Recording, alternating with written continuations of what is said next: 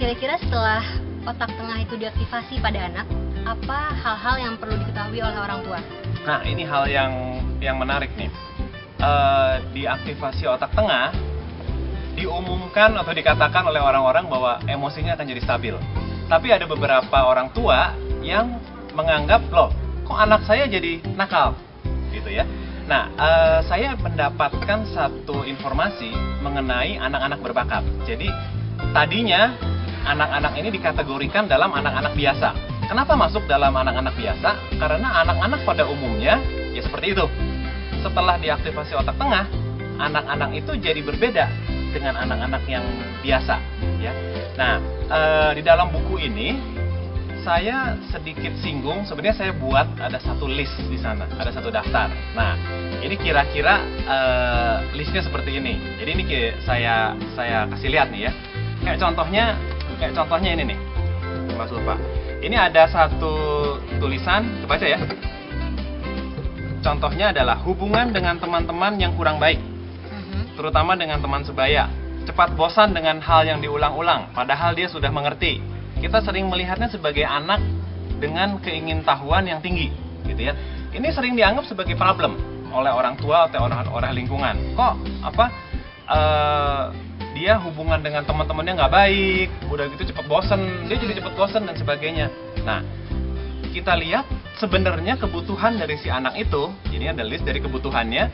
Kebutuhannya adalah mendapatkan pendidikan yang lebih menantang. Jadi pendidikan yang sekarang ini jadi terlalu gampang gitu loh untuk dia.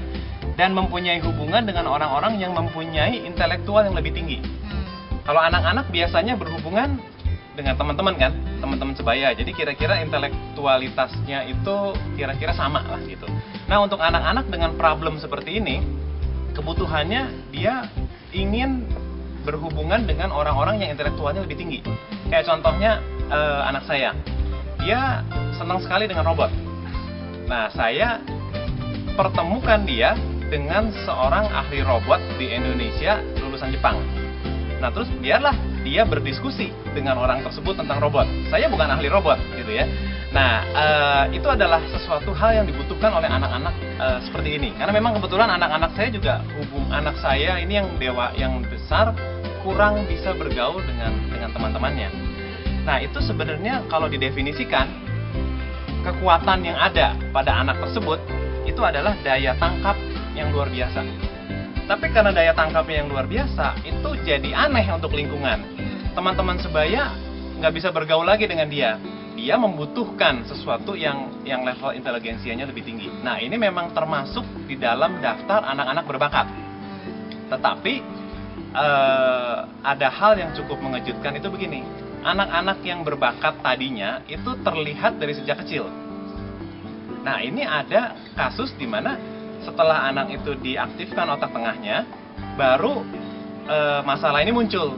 Jadi daya tangkapnya itu menjadi lebih kuat. Jadi si anak itu berubah. Dia jadi lebih senang dia senang kalau berhubungan dengan orang-orang yang inteligensinya lebih tinggi. Jadi dia bisa tangkap banyak hal gitu. Daripada kalau teman-teman sebaya kayaknya ngomongnya itu-itu aja gitu ya. Nah, itu sebenarnya harus diketahui oleh masyarakat, oleh orang tua. Yang ada di dalam list ini itu adalah daftar masalah. Jadi kalau kita lihat daftar masalah, kebanyakan orang-orang akan berpikir bagaimana caranya kita menyelesaikan masalah ini. Yang diselesaikan masalahnya, tetapi padahal pada kenyataannya itu bukan masalah. Itu adalah ciri dari suatu perkembangan otak yang luar biasa yang terjadi pada anak. Begini Pak Har, kita menginginkan anak kita cerdas. Nah, setelah itu kita juga pasti menginginkan anak kita berhasil kan Pak. Kira-kira faktor-faktor apa aja yang diperhatikan untuk menunjang hal tersebut Pak? Ada banyak faktor, tapi saya hanya bahas ada 4 gitu ya. Yang terpenting yang pertama adalah kebiasaan, habit. Kalau kita mempunyai satu habit yang akan mendukung sukses, maka itu akan otomatis.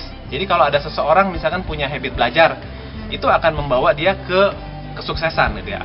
Ada habit-habit atau kebiasaan yang akan membawa kita pada kegagalan, ada pada kesuksesan. Lalu yang kedua adalah lingkungan. Kalau kita mempunyai satu lingkungan yang positif yang mendukung apa kemampuan kita, itu akan menghasilkan kesuksesan yang tinggi. Lalu yang ketiga adalah mentor. Nah, ini penting.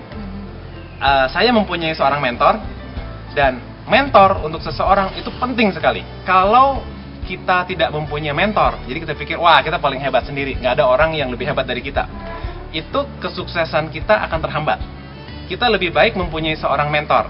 Ya, nah itu memang tidak mudah untuk mencari mentor, tapi ada beberapa kiat-kiat yang saya tuliskan tuh di buku. Gimana bisa mendapatkan mentor gitu ya? Gimana tuh Pak?